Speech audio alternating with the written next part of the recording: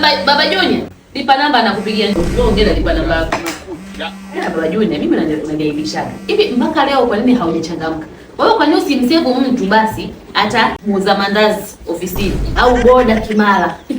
Sasa unamsema mtaka lipa namba? Ingekuwa mimi ni wewe dada nisingeweza kubali. Ongea lipa namba nakupigia.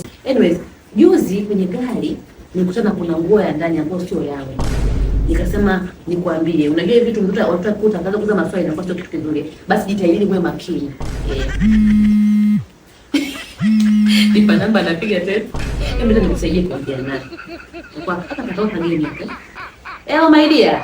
Sasa hebu vumilia kidogo na maizana naye hapa afu atatoka. Alafu nikuelekeze muda msio kumpigia mpenzi.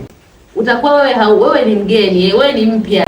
Wenzako wako na pia kuanzia bila saa 6 na kuendelea. Lakini mida kama hiyo waga manyingi ndio bado yuko nyumbani. Pole. Na akatoka kapi. Anakupigia sasa hivi. Usiache kupigia na simu mwidi.